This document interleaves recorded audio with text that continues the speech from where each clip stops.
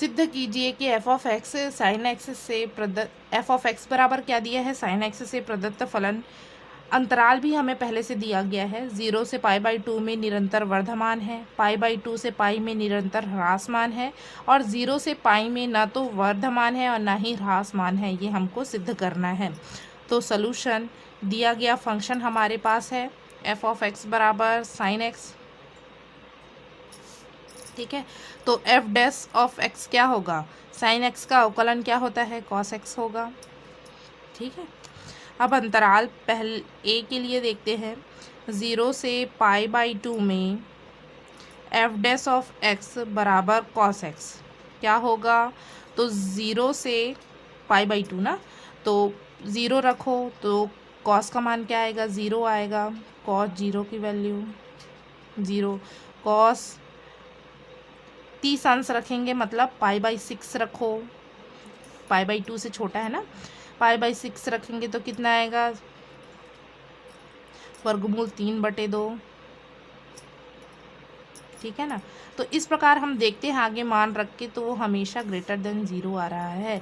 तो इस अंतराल में क्या है, फंक्शन निरंतर वर्धमान है, वर्धमान है, ठीक है।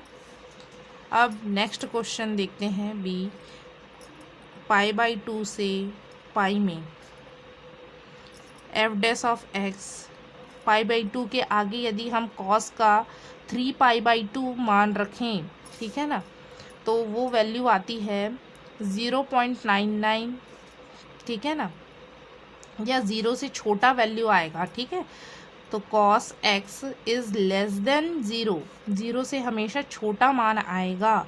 तो हम कह सकते हैं कि फंक्शन क्या है, निरंतर ह्रासमान है, निरंतर ह्रासमान है।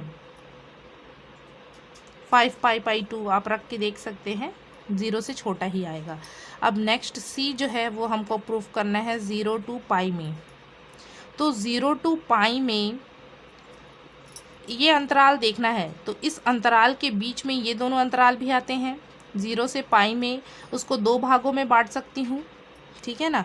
हम देखते हैं कि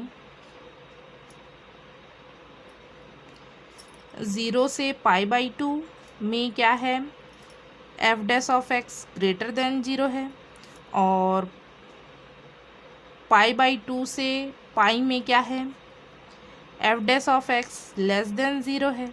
मतलब ये देखो, इस अंतराल में इसके आधे अंतराल में क्या है, ग्रेटर देन है, वर्धमान है, इसके आधे अंतराल में लेस देन 0 है, मतलब ह्रासमान है। वर्धमान भी है, ह्रासमान भी है इस पूरे अंतराल में यदि देखें, तो हम कह सकते हैं कि ना तो फंक्शन ना तो वर्धमान है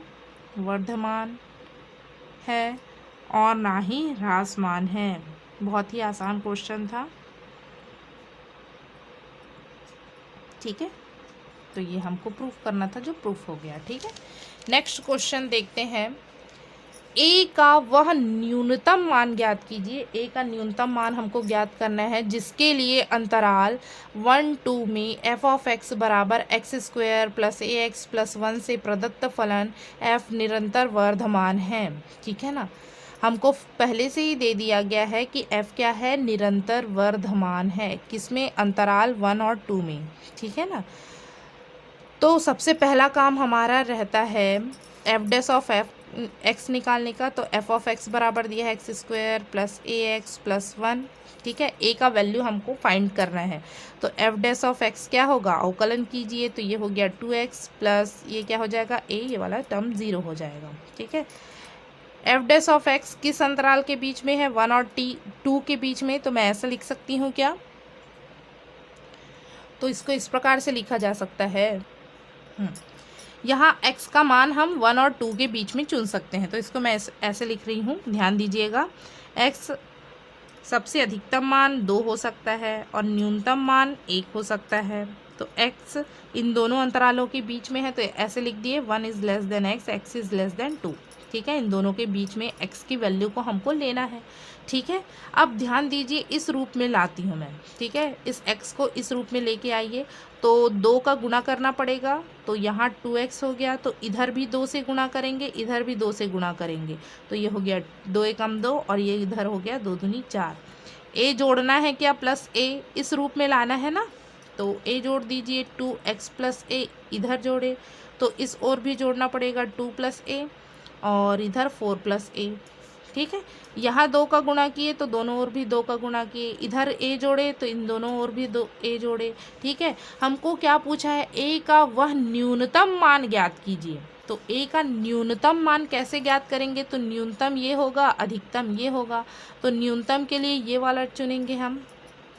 ठीक है ना, तो ध्यान दीजिए 2 plus a is less than, इसको क्या लिख सकती हूँ मैं, x, 2x प्लस a को f डैश ऑफ x लिख दिए, is less than 4 plus a।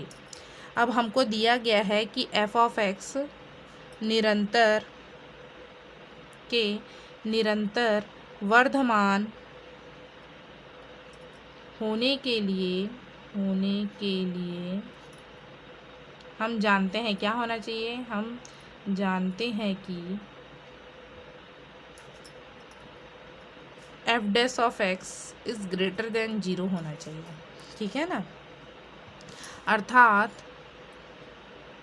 न्यूनतम मान हमको चाहिए, तो हम लिखेंगे f डैश ऑफ x का न्यूनतम मान क्या है, 2 plus a is greater than 0 होना चाहिए। ठीक है ना, न्यूनतम मान बोला है इसलिए ये वाला चुनेंगे। ठीक है, अधिकतम बोलता तो ये वाला चुनते। ठीक है, और वर्धमान के लिए हम जानते हैं क्या होना चाहिए, f dash of x greater than 0।